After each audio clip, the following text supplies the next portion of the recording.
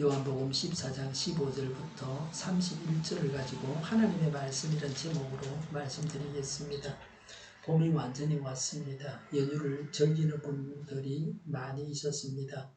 관광지에는 사람들이 넘쳐나고 거리 두기가 잘 지켜지지 않는 곳도 있었다고 합니다. 긴장의 끈을 놓치고서는 안 됩니다. 거리 두기만 잘 하면 어디 가서 나들이를 가도 상관은 없습니다. 연휴 후에 확진자가 발생하는 일이 없기를 기도하고 바랍니다. 죽고 사는 문제입니다. 우리나라 경제와도 직결됩니다. 베트남으로 우리 기업 사람들이 최근에 수백 명이 갔습니다. 국내 확진자가 늘어나지 않기 때문에 가능한 일이었습니다. 다시 확진자가 늘어나면 외국에서 기업 활동을 해야 하는 사람들이 제약을 받을 수밖에 없습니다. 기술자가 가야 되는데 갈 수가 없습니다. 아무리 경제가 중요해도 생명보다 더 중요한 것은 아닙니다. 코로나19가 멈추어야 수출로 먹고 사는 우리나라가 살 수 있습니다. 코로나로 인해서 대공황이 온다고 합니다. 많은 사람들이 실직하고 굶어 죽는 일이 일어날 수 있습니다. 코로나19 피해가 유럽과 미국은 매우 컸습니다. 인도 같은 남아시아 국가들은 심한 타격을 받을까 우려했습니다. 위생 상태가 좋지 않기 때문에 우려했습니다. 그런데 예상보다는 피해가 적어서 다행입니다. 코로나로 많은 것이 변할 것입니다. 호텔과 식당에서 로봇이 음식을 나르고 사람 대신 일을 한다고 합니다. 그러면 감염 위험이 줄어듭니다.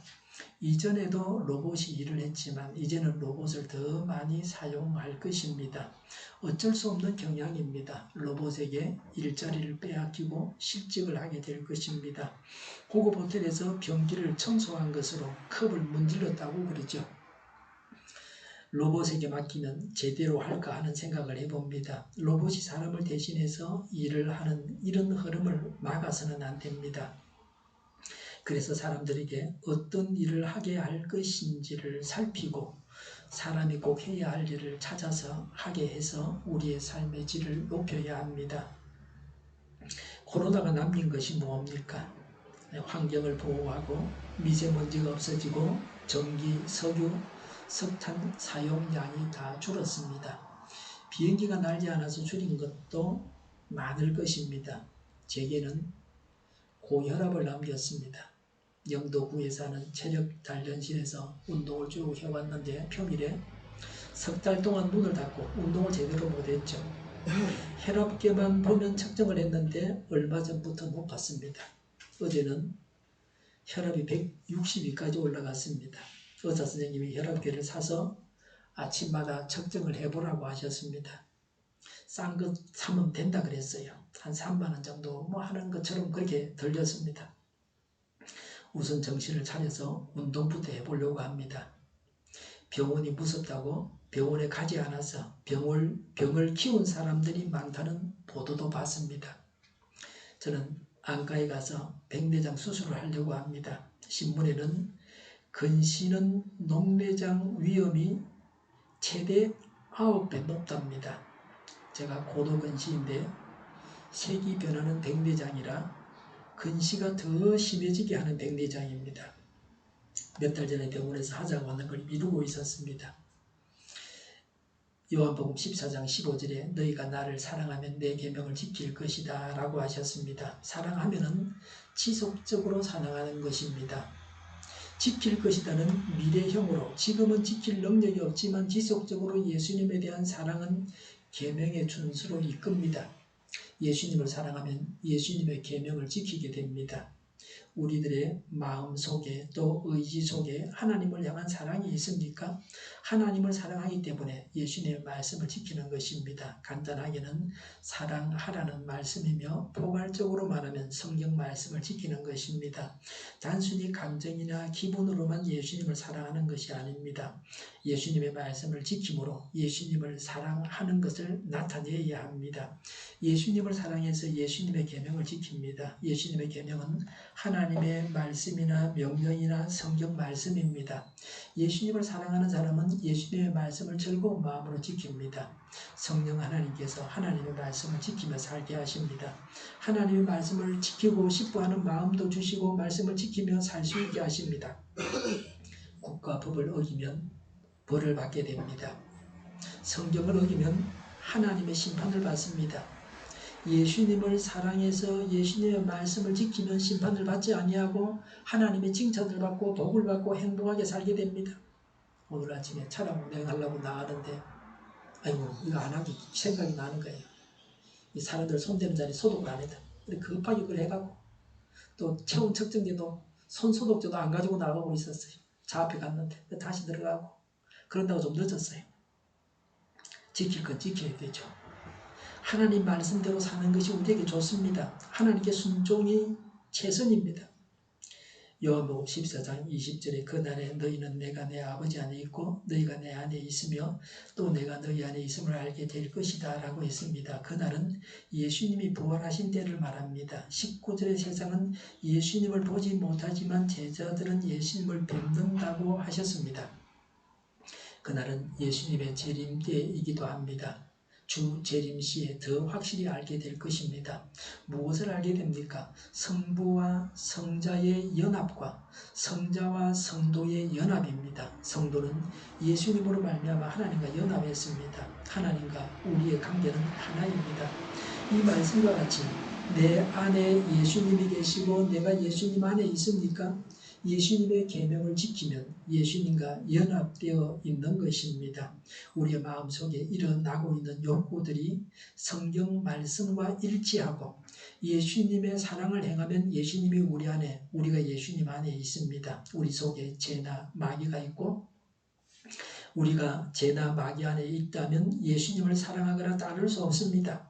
예수님께서 부활하시고 재림하셔서 예수님은 성부 안에 계시고 제자들은 예수님 안에 있고 예수님은 제자들 안에 있음을 알게 된다고 하셨습니다.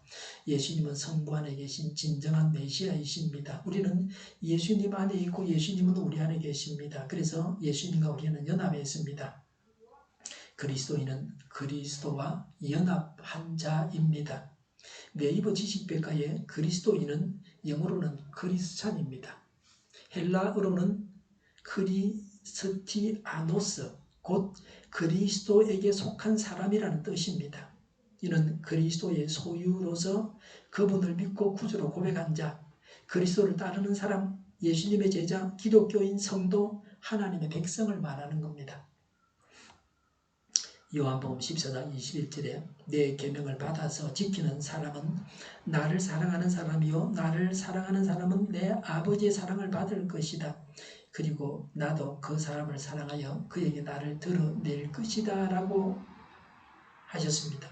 하나님의 말씀을 지켜서 하나님의 사랑을 받고 하나님께서 자신을 드러내서 하나님을 더 알게 됩니다. 하나님께서 자신을 열어서 보여주십니다. 요한복음 14장 22절에 가룟 유다가 아닌 다른 유다가 물었다. 주님께서 우리에게 자신을 드러내시고 세상에는 드러내려고 하지 않으시는 것은 무슨 까닭입니까? 라고 했습니다. 불신 세상에서는 예수님을 보여주어도 알지 못합니다. 알지도 못하는 사람에게 하나님 자신을 열어 보여주지 아니하십니다. 요한복음 14장 23절에 예수께서 그에게 대답하셨다. 누구든지 나를 사랑하는 사람은 내 말을 지킬 것이다. 그리하면 내 아버지께서 그 사람을 사랑하실 것이요 내 아버지와 나는 그 사람에게로 가서 그 사람과 함께 살 것이다 라고 했습니다. 예수님을 사랑하는 자에게 예수님은 가셔서 성부와 성자가 함께 살게 된다고 하셨습니다. 우리 안에 삼위 하나님께서 계십니다. 예수님께서 우리 안에 들어오셔서 성부, 성자, 성령, 삼위 하나님께서 우리와 함께 하십니다. 성도와 삼위 하나님의 관계는 마귀가 넘나볼 수 없는 확고한 밀착 관계입니다. 요새는 밀착하면 죽는다 그러죠. 아쿠자도, 야쿠자 일본에 야쿠자도 뭉치지 마라, 모이지 마라, 싸우지도 마라, 그렇게 두목이 명령을 내렸다 그러죠. 그런데 하나님과의 관계는 성도와 삼위 하나님과의 관계는 밀착 관계입니다. 우리와 함께 하시는 것이 하나님께서 자신을 나타내시는 것입니다. 성도가 아닌 자는 이런 복을 누릴 수가 없습니다. 요한복음 14장 24절에 나를 사랑하지 않는 사람은 내 말을 지키지 아니한다고 했습니다. 예수님을 사랑하지 않는 자는 예수님의 말씀을 지키지 않습니다. 말씀을 지키는 자가 예수님을 사랑하는 자입니다. 24절에 너희가 듣고 있는 이 말은 내 말이 아니라 나를 보내신 아버지의 말씀이다 라고 했습니다. 예수님은 성부의 말씀을 대신해서 말씀하셨습니다. 예언자는 하나님을 대신해서 말했습니다. 그래서 대언자라고 합니다. 우리는 하나님을 대신해서 하나님의 말씀을 말해야 합니다. 우리가 하는 전도가 바로 하나님을 대신해서 말하는 것입니다. 요한복음 14장 25절에 내가 너희와 함께 있는 동안에 나는 이 말을 너희에게 말하였다 라고 했습니다. 이미 예수님은 이 말을 제자들에게 말씀하셨습니다. 여러 번 반복해서 말씀하셨습니다. 중요하기 때문에 반복하셨습니다. 요한복음 14장 16절에 내가 아버지께 구하겠다. 그리하면 아버지께서 다른 보혜사를 너에게 보내주셔서 라고 했습니다. 간주에 보면 보혜사는 변호해 주시는 분 또는 도와주시는 분입니다. 예수님은 보혜사를 보내주시겠다고 하셨습니다. 예수님이 계시는 동안에는 예수님이 보혜사이셨습니다. 예수님이 변호해 주셨고 도와주셨습니다. 예수님이 떠나가시고 다른 보혜사를 보내주시겠다고 하셨습니다. 예수님께서 계시지 않는 동안 믿는 자들을 위한 예수님의 대책이 보혜사 성령이십니다. 지금도 우리와 함께 계시는 분이 보혜사 성령이십니다. 예수님께서 세상에 계신 동안 제자들을 보호하고 은혜 주셨듯이 지금도 보혜사 성령께서 우리를 돌보십니다. 우리가 보혜사 성령으로 인하여 안식할 수 있습니다. 우리에게 답답한 문제가 있습니까? 걱정거리가 있습니까? 보혜사 성령께서 그것을 해결해 주십니다. 함께 하시는 성령을 믿고 성령 하나님께서 해결하시도록 맡기기를 바랍니다. 오시기 힘든 분들이 여러 분 계셨는데 비가 오면 더 힘들죠. 비 오지 않게 해달라고 기도했는데 그래도 이나마 모일 수 있어서 너무나 좋습니다. 요한복음 14장 26절에 그러나 보혜사 곧 아버지께서 내 이름으로 보내실 성령께서 라고 했습니다. 예수님의 이름으로 오시는 보혜사가 성령님이십니다. 삼위일체 하나님이십니다. 삼위는 성부, 성자, 성령이십니다. 1위이신 성부, 아버지 하나님이십니다. 2위는 성자, 아드님, 예수님이죠. 3위는 성령이십니다. 하나님은 삼위가 있고 삼위는 한 하나님이십니다. 그래서 삼위일체라고 하죠. 성령님은 성부와 성자에게서 나오셨고 예수님께서 성령님을 보내주십사고 간구하십니다. 성령님은 예수님의 이름으로 오셔서 예수님의 일을 대신하는 분이십니다. 예수님께서 제자들의 보혜사로서 제자들을 가르치시고 돌보셨던 것처럼 성령님께서 믿는 자들을 보호하시고 가르침을 주십니다. 16절에 영원히 너희와 함께 계시게 하실 것이다 라고 했습니다. 예수님이 보내신 보혜사는 영원히 우리와 함께 하십니다. 예수님을 영접해서 성령님도 우리 안에 들어와 계십니다. 영원한 천국에서 영생 복락합니다. 그래서 영원히 함께 계신다고 하셨습니다. 보혜사가 우리와 영원히 함께 하시기 때문에 항상 길은 있습니다. 방법이 있습니다. 사람이 죽으라는 법은 없습니다. 요한복음 14장 17절에 그는 진리의 영이시다 라고 했습니다. 성령님은 진리의 영이십니다. 진리이신 예수님을 전하고 밝히는 영이십니다. 세상에는 거짓이 흔합니다. 거짓으로 속입니다. 사단은 속여서 영원한 고통 속에 빠뜨리려고 합니다. 그러나 예수님이 보내신 보혜사는 진리이십니다. 그래서 성령님을 따르면 진리를 따라서 살아가게 됩니다. 성령님의 인도하심을 따라서 진리의 길로 가야 합니다. 17절에 세상은 그를 보지도 못하고 알지도 못하므로 그를 맞아들일 수가 없다. 그러나 너희는 그를 안다. 그것은 그가 너희와 함께 계시고 또 너희 안에 계실 것이기 때문이다 라고 했습니다. 세상이 예수님을 알아보지 못했으니 성령님을 알아보지 못하는 것은 당연합니다. 세상이 성령을 알지 못하는 근본 이유는 영적 통찰력이 없고 영적 지식도 없고 영적 분별력도 없고 성령을 인정하지 않기 때문입니다. 세상은 성령님을 보지를 못합니다. 알지도 못합니다. 맞아들일 수 없습니다. 그러나 우리 믿는 자들은 성령님을 압니다. 성령님은 우리와 함께 계시고 우리 안에 계십니다. 26절에 너희에게 모든 것을 가르쳐 주실 것이며 라고 했습니다. 성령님은 모든 것을 가르쳐 주십니다. 성령님께 여쭙지 말아야 할 것은 없습니다. 26절에 또 내가 너희에게 말한 모든 것을 생각나게 하실 것이다 라고 했습니다. 성령님은 예수님이 하신 말씀을 다 생각나게 하십니다. 지켜야 할 말씀을 생각나게 하셔서 지키게 하십니다. 성경 말씀 중에 잘 깨닫지 못하는 말씀은 먼저 성령 하나님께 여쭤보고 성령님의 인도하심을 따라서 책이나 사람을 찾아가야 합니다. 성령님께 간구함으로 말씀을 깨닫고 생활에 적용하고 말씀을 실천해야 합니다. 성령님의 능력으로 말씀을 묵상하고 살아갈 때에 달라지는 신앙생활을 하게 됩니다. 우리가 마음속에 예수님을 영접해서 성령님이 우리 안에 계십니다. 요한복음 14장 27절에 나는 평화를 너희에게 남겨준다. 나는 내 평화를 너희에게 준다. 내가 너희에게 주는 평화는 세상이 주는 것과 같지 않다. 너희는 마음에 근심하지 말고 두려워하지도 마라 라고 했습니다. 평안, 평화, 샬롬 다 같은 말입니다. 샬롬은 하나님께서 도와주셔서 전쟁이나 불화가 없는 것은 물론이고 잘 되는 것입니다. 그리스도의 십자가 구속만이 근원적이고 항구적인 평화입니다. 이것이 예수님의 평안입니다. 죄로 단절된 하나님과 관계를 회복함으로 얻는 영육 간의 복입니다. 예수님은 제자들에게 예수님의 평안을 주셨습니다. 예수님의 평안은 세상이 주는 평화와는 다릅니다. 그래서 근심하지 말고 두려워하지 말라고 하십니다. 그래서 정인의 사명을 감당하게 하십니다. 하나님의 평화가 우리에게 넘쳐나시기를 바랍니다. 요한복음 14장 19절에 조금 있으면 세상이 나를 보지 못할 것이다. 그러나 너희는 나를 보게 될 것이다. 그것은 내가 살아있고 너희도 살아있을 것이기 때문이다 라고 했습니다. 예수님께서 곧 십자가를 지십니다. 성천 이후부터 재림 때까지 불신자들은 영적 어둠으로 예수님을 보지 못합니다. 불신자들하고 신앙에 대해서 상의할 필요가 없습니다. 부활하신 예수님을 믿는 자만 예수님을 볼 수 있습니다. 그리스도인만이 부활의 영광에 참여합니다. 요한복음 14장 18절에 나는 너희를 고아처럼 버려두지 아니하고 너희에게 다시 오겠다고 했습니다. 스승을 아버지라고 부르고 스승이 죽었을 때 제자들을 고아라고 했습니다. 고아는 가부와 함께 가장 불쌍한 사람입니다. 고아는 부모가 없는 자입니다. 그래서 세상살이가 고달픕니다. 뭐 다 가난하게 자랐죠. 특별한 경우를 제외하고는요. 아주 부잣집에 입양돼서 부잣집 아들로 살았던 경우를 제외하고는 다 고아는 가난합니다. 부산에서 고아였던 분이 국회의원이 되었습니다. 그분에게 사람들이 희망을 걸고 있습니다. 예수님은 우리를 고아처럼 버려두지 아니하십니다. 예수님은 부활하셔서 제자들에게 다시 오셨습니다.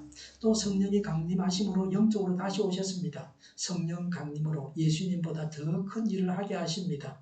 그리고 마지막 날에 재림하심으로 영과 육이 다 있는 몸으로 다시 오십니다. 믿는 자에게 완전한 안식을 주기 위해서 예수님은 다시 오십니다. 이 세상이 아무리 괴로워도 예수님께서 재림하시면 완전한 안식에 들어가게 됩니다. 영원한 안식을 고대하면서 하나님 안에서 안식해야 합니다. 요한복음 14장 28절에 너희는 내가 갔다가 너희에게로 다시 온다고 한 내 말을 들었다. 너희가 나를 사랑한다면 내가 아버지께로 가는 것을 기뻐했을 것이다 라고 했습니다. 예수님을 메시아로 이해하고 예수님을 사랑했으면 예수님께서 가시고 성령께서 오시는 것을 기뻐했을 것입니다. 예수님께서 아버지께로 가시는 것을 기뻐하지 않고 근심하고 두려워하는 것은 예수님을 사랑하지 않는 것입니다. 28절에 내 아버지는 나보다 크신 분이기 때문이다 라고 했습니다. 예수님께서 성부와 동등하신 하나님이 아니시라는 말씀이 아닙니다. 예수님은 2위로서 1위 성부와 서열의 차이가 있음을 말합니다. 본질, 본성의 차이가 아니고 기능의 차이입니다. 요한복음 14장 29절에 지금 나는 그 일이 일어나기 전에 미리 너희에게 말하였다. 이것은 그 일이 일어날 때에 너희로 하여금 믿게 하려는 것이다 라고 했습니다.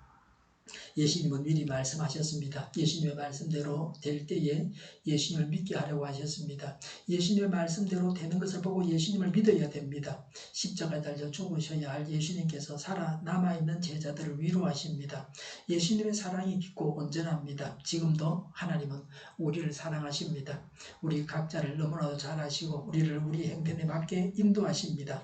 하나님께서 나를 사랑하심을 알아야 합니다. 요한복음 14장 30절에 나는 너희와 더 이상 말을 많이 하지 않겠다. 이 세상의 통치자가 가까이 오고 있기 때문이다 라고 하셨습니다. 세상 권세자가 예수님을 붙잡으려고 합니다. 그래서 예수님은 말씀을 마무리하셨습니다. 예수님은 고난을 당하시면서도 말씀을 많이 하지 아니하셨습니다. 순순히 고난을 당하셨습니다. 30절에 그는 나를 어떻게 할 아무런 권한이 없다고 하셨습니다. 세상 권세자가 예수님을 어떻게 할 권한이 없다고 말씀하십니다. 유대 종교 지도자들이 예수님을 십자가에 못 박기를 원했습니다. 지도자들이 시켜가지고 유대 군중들이 예수님을 십자가에 매달라고 외쳤습니다. 유대인은 사형을 언도할 권한이 없습니다. 권한은 로마 총독에게 있습니다. 로마 총독 빌라도가 예수님을 살려드리고 싶었습니다. 사형 언도를 내리고 싶지 않았습니다. 그런데 자신의 의도대로 되지 않았습니다. 로마 총독이지만 자기가 원하는 대로 할 수가 없었습니다. 소신껏 할 수가 없었습니다. 유대 군정들에게 로마 총독 빌라도가 굴복할 수밖에 없었습니다. 권세가 있는 것 같지만 실제는 권세가 없는 허수아비였습니다. 그 당시 빌라도 보고서에 의하면 빌라도 총독이 보유한 군대가 적어서 유대인들이 폭동을 일으키면 진압할 수 없었습니다. 그래서 무리가 원하는 대로 할 수밖에 없었습니다. 어쨌든지 간에 법적으로 예수님은 로마 총독에 의해서 사형을 당하셨습니다. 로마가 권세를 가지고 있었기 때문에 예수님을 죽이는 일에 걸려들고 말았습니다. 이스라엘은 로마의 식민지였습니다. 유대 지도자들이 동족을 암암리에 죽였습니다. 그러나 로마 총독은 눈 감아 줬습니다. 별로 자기들 이익에 손해가 되는 그런 일은 아니기 때문에 소소한 일이라 내버려 뒀습니다. 그러나 유대 지도자들은 예수님을 로마 총독의 허가를 받아서 많은 사람들이 보는 데서 사형시키고 싶어 했습니다. 예수님을 죽이기를 원하는 자들은 유대 종교 지도자들이고 법적으로는 총독 빌라도와 사형 언도자였습니다. 꼭 소유한 것이 좋은 것만은 아닙니다. 권세고 재물이고 명예고 다 그러합니다. 가지지 못한 것이 행복할 때도 있습니다. 예수님은 하나님의 계획대로 잡혀 죽임을 당하시는 것이지 세상 권력자의 힘에 눌려서 힘이 없어서 살해당하신 것은 아닙니다. 하나님께서 능력이 부족하신 것이 아닙니다. 악행을 저지르는 사람들의 책임이 없다는 말이 아닙니다. 세상 권세는 악하고 무능합니다. 요한복음 14장 31절에 다만 내가 아버지를 사랑한다는 것과 아버지께서 내게 분부하신 그대로 내가 행한다는 것을 세상에 알리려는 것이다 라고 했습니다. 예수님은 성부를 사랑하셨고 성부께서 예수님께 분부하신 그대로 예수님께서 행하셨다는 것을 세상에 알리고자 하셨습니다. 우리는 하나님을 사랑해야 합니다. 그리고 하나님의 명령대로 행해야 합니다. 우리가 그렇게 하고 있다는 것을 사람들에게 알려야 합니다. 교회 안에는 정반대의 주장을 하면서 서로 이것이 하나님의 뜻이라고 합니다. 그래서 교회가 분열되었습니다. 우리는 하나를 선택할 수밖에 없습니다. 하나님의 뜻대로 선택해야 합니다. 속아서는 안 되고 분별을 제대로 해야 합니다. 바른 선택을 하는 자가 복된 자입니다. 예수님께서 십자가를 지고 죽으신 것은 사단에 의해서 죽임을 당하신 것이 아닙니다. 예수님은 아버지 하나님을 사랑하셨고 예수님은 아버지 하나님께 복종하심으로 십자가에서 죽임을 당하셨습니다. 예수님과 성부님은 사랑의 관계에 있습니다. 예수님은 본래 하나님이시지만 자신을 낮추셔서 자발적으로 성부님, 아버지 하나님을 따르셨습니다. 예수님의 모범을 따라서 우리가 하나님을 사랑하고 그래서 하나님의 명령을 지켜야 합니다. 최후의 만찬석상에서 예수님은 계속해서 자신을 사랑하며 자신의 말씀을 지키라고 하십니다. 우리에게도 동일하게 하나님께서 우리를 사랑하심을 확인하고 하나님을 사랑하며 그래서 예수님의 말씀을 지키라고 하십니다. 하나님의 말씀대로 우리가 살아가고 있습니까? 아니, 하나님의 말씀이 매일 우리에게 주어집니까? 성경을 읽고 묵상함으로 하나님께서 주시는 말씀을 받고 그 말씀을 실천해야 합니다. 우리도 우리 자신의 십자가를 짐으로 하나님을 사랑하는 것을 드러내야 합니다. 하나님의 뜻대로 행하고 있다는 것을 드러내야 합니다. 예수님은 십자가를 지시면서까지 복종하셨습니다. 우리는 죽지는 못할지라도 우리가 조금 손해를 보더라도 하나님의 말씀을 따라야 합니다. 조금 힘들고 어렵고 성가시게 느껴질지라도 하나님 말씀을 따라가야 합니다. 텔레비전을 보는 것이 재밌고 세상 일들이 재미있을지라도 더 중요한 일에 시간을 내어서 말씀을 읽고 묵상하고 실천함으로 하나님께 복종하는 삶을 살아가시기 바랍니다. 31절에 일어나거라 여기에서 떠나자라고 했습니다. 자리를 옮기면서 말씀이 끝났습니다. 예수님과 연합해야 합니다. 예수님을 사랑해서 예수님의 말씀을 지켜야 합니다. 그러면 하나님의 사랑을 받고 하나님께서 필요한 것들을 알려주십니다. 성령 세례받고 기도함으로 많은 사람을 하나님께로 돌아오게 할 수 있습니다. 반복해서 나에게 분명히 말씀하신 그 말씀을 따라가야 합니다. 하나님께서 나의 주인으로 살아계셔서 하나님의 말씀을 따르게 하옵소서라고 간구해야 합니다. 하나님께서 우리 안에 계십니다. 깨닫게 하시고 모든 일들이 잘 되게 하십니다. 걱정도 말고 부정적인 생각에만 매이지도 말아야 합니다.